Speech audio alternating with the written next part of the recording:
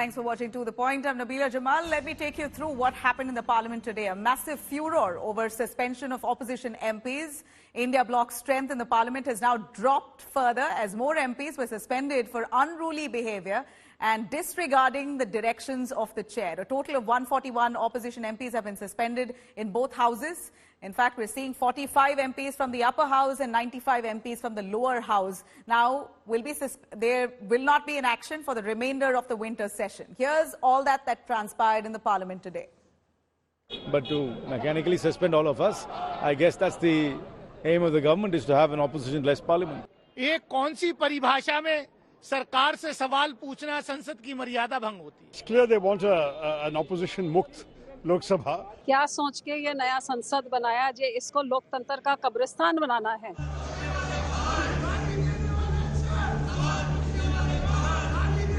Mass suspensions of opposition MPs galvanize anti-BJP parties. On Tuesday, 49 members of parliament from the opposition ranks faced suspension. A record 141 in this winter session alone. 95 MPs suspended from the Lok Sabha and 46 from the Rajya Sabha so far. The lawmakers demanded a statement from Home Minister Amit Shah regarding last week's security breach. Their suspension attributed to alleged disruption of House proceedings. The opposition MPs held protest, chanting slogans and displaying placards against the Modi government. Modi Sarkar, down, down! Mr. Rai, you are a lawyer. I am a You are a lawyer. I am a Filmed by Rahul Gandhi and other opposition MPs, a suspended TMC MP mimicked Rajya Sabha chair Jagdeep Dhankar in a mock session outside. My spine is so straight.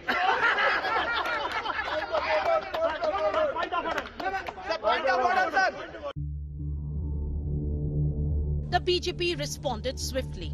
Labeling the act reckless and criticizing Rahul Gandhi for recording it, the Vice President and the Rajya Sabha chair, Jagdeep Dhankar, deemed it ridiculous and unacceptable.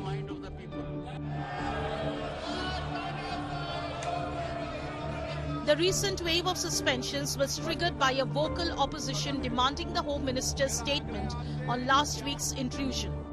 Some MPs carried placards including a morphed picture of the Prime Minister. मेरा आग्रह आपसे कि आप चर्चा करें, संवाद करें। ये तख्तियां लेकर सदन में मर्यादित आचरण नहीं है। ये क्या उचित है सदन में कि आसन तक नजदीक आप आ जाएं, आसन के ऊपर तक चल जाएं? Stepping out, the suspended MPs, joined by their colleagues, continued their protest on the Parliament compound. Hostilities between the ruling and the opposition camps escalate sharply ahead of the 2024 Lok Sabha elections. Bureau Report, India Today.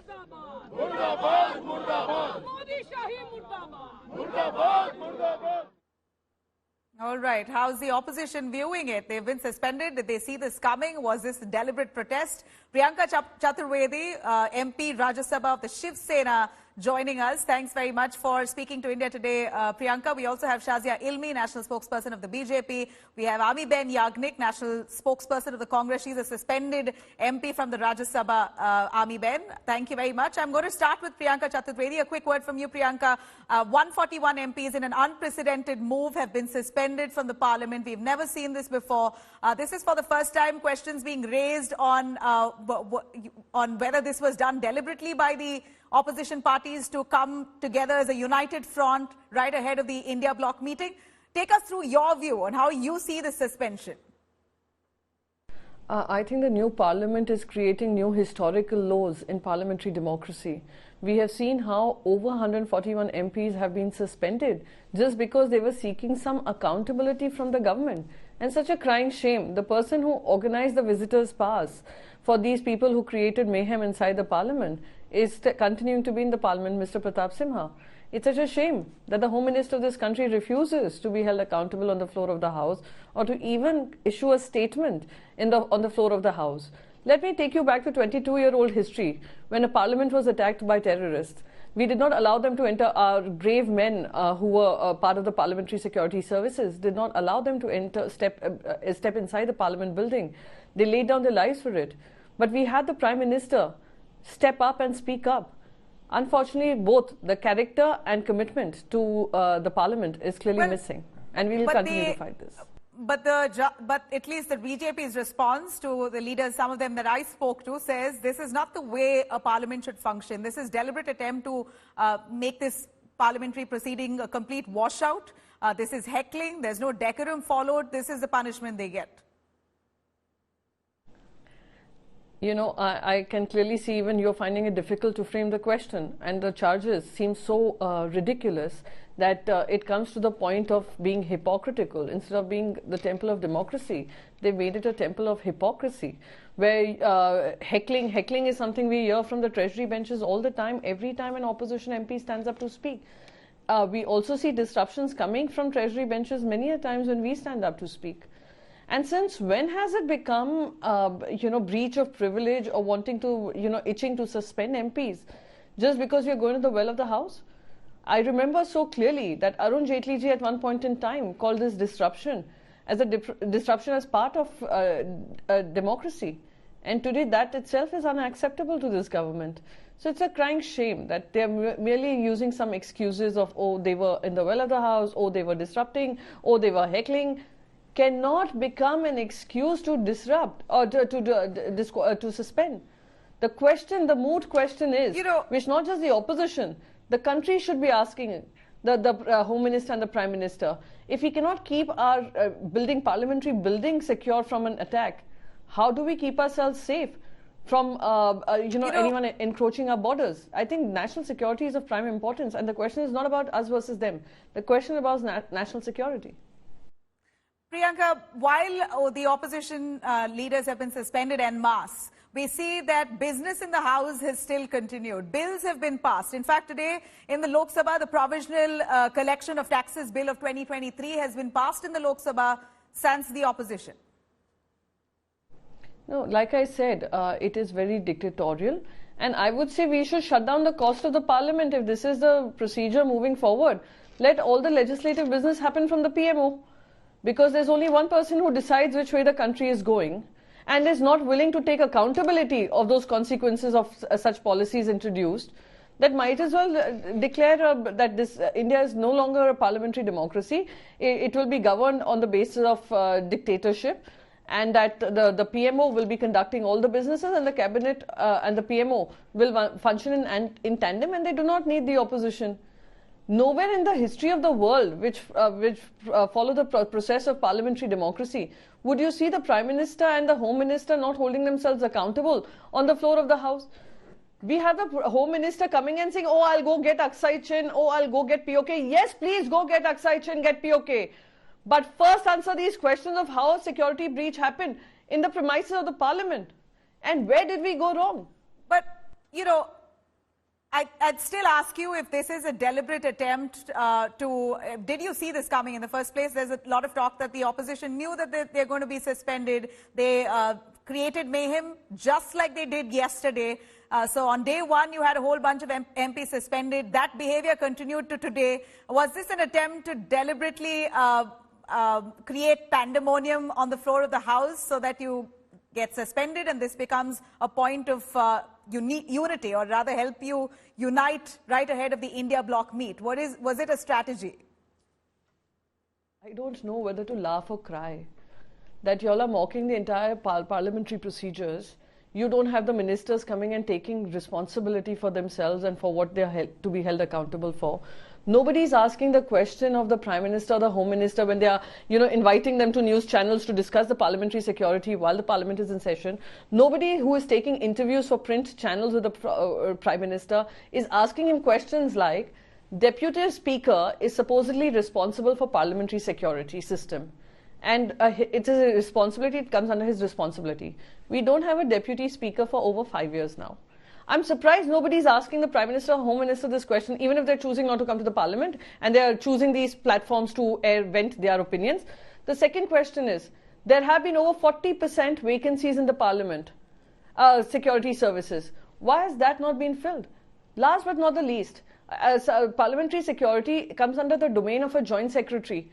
No appointment has been made. Fourth question, why is Pratap Simha going absolutely unaccountable for the visitors pass he issued for these people? So the minute you'll ask the questions to that of the government, I'd be happy to answer the role of the opposition inside the Parliament. All right. I'm going to take that question to Shazia Ilmi of the BJP. Shazia, if you can give us some clarity on the thought behind suspending 141 MPs, which is unprecedented, never heard or seen of in Indian history. And a question Priyanka Chaturvedi asked, you were quick, the Speaker was, and in the Ethics Committee was quick to expel Mahua Moitra. Here you have a parliamentary security breach, again, of national security concerns. But Pratap Simha still remains an MP. No action, he's not been summoned, no clarity on that. Yes, I heard it all very carefully. I've been hearing it since the last 2 days. So I pretty much know what the questions would be. First of all, I would really like to thank the opposition for making Mr. Jaitley their guiding light and for quoting him. I wish they also quoted him on what he had to say about the role of Congress and what Congress has done to this country and on various issues. So they have picked up what Jaitley ji said, especially when the disruptions happened because of rampant corruption during UPA 2 time. When not just that, when there were no answers forthcoming, when India was being looted, right from Spectrum to coal, to 2G, to Commonwealth, to Augusta Westland, to Scorpion. And that is when these protests and these questions are asked from the then opposition benches, which was BJP. And it was in this light that Jaitley ji raised these questions. But I'm very happy to know that our leader, our beloved, wonderful late Jaitley ji, is the guiding light for the opposition. It's heartening to know. Secondly, and most importantly, whether it's Rafale or Pegasus or Manipur or even this, where no denial has been made of the fact that there'll be a full and a complete answer after a complete inquiry about what has transpired. But as a prefabricated, pre-rehearsed and predetermined plot to somehow counter BJP and the Treasury benches, they have all gotten together. Whatever may be the reason, Shazia Ilmi, do you believe that a draconian move, a draconian decision of such nature to suspend 141 MPs, can I finish saying suspension must be done sparingly? I want to finish saying, thank you. I want to finish saying what I'm saying because this was leading to that. You had unnecessarily wasted television time, and this back and forth. So I was just actually coming to that. You can jump into the answer. Go on. Yeah, thanks. So what the point I was making was that there is a reason why it's called a house. There's a rule book. I think everybody knows that. There is a rule number 373. There is a rule 374. And just when you say that never before has it happened, that so many MPs have been, have been asked to leave the parliament and have been expelled or suspended for a time period. Never before have we seen such unruly conduct and misbehavior. And that is the collective plan. We've seen BJP leaders in the assembly of various states also acting in a similar fashion when you have to raise a question. When you're in the opposition ruled states, it's not, first of all, the well of the house is commonplace. It's natural for protesting or MLAs or MPs to raise slogans, to come to the well of the house. It is not normal to carry It is a common sight, and we've seen BJP more often than not, even in opposition ruled states, doing the same in the assembly. I'm answering exactly that, So it is not normal. It is part of ignoble conduct, unruly conduct, and rowdy behavior, and behavior which is considered unparliamentary in nature, to heckle, to shout slogans, to jump into the well, to carry placards, to make sure that all the Okay, appeals. so by stay the with us. speaker, I'm going to get Ami Ben, who is also a suspended MP herself from the Rajya Sabha. Ami Ben, a quick word from you. It was disgraceful. We heard you.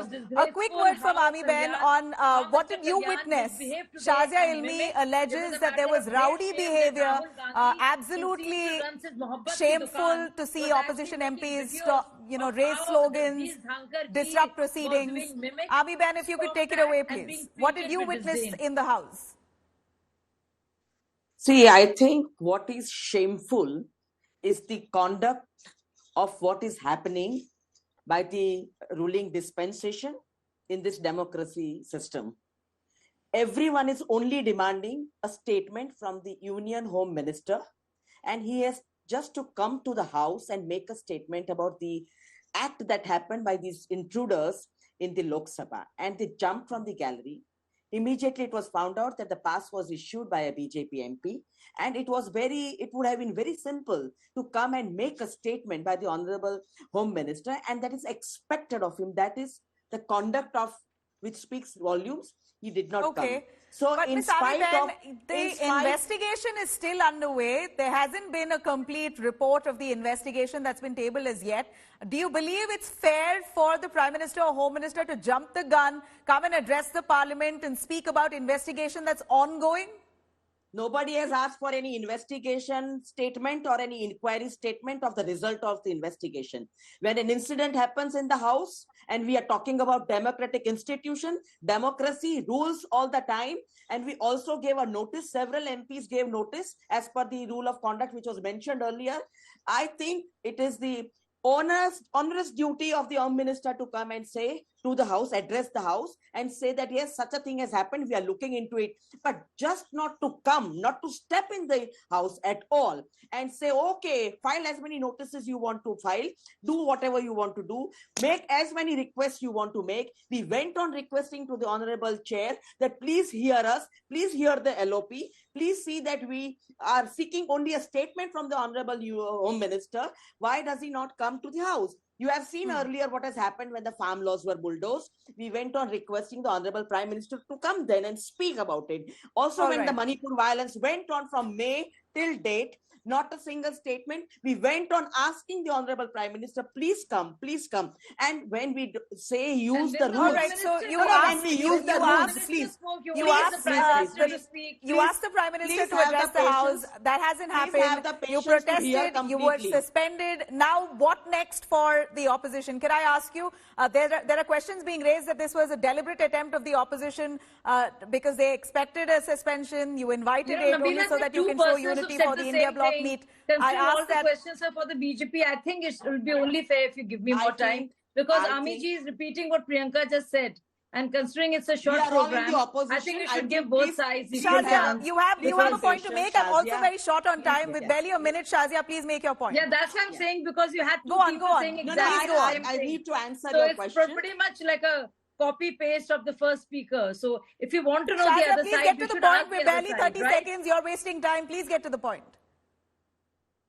Yeah, so the fact of the matter is that when it came to Manipur, when the Home Minister was speaking, whose jurisdiction it actually was to speak on the matter, what was his demand and the zid and the stubbornness and the insistence? No, the Prime Minister will speak.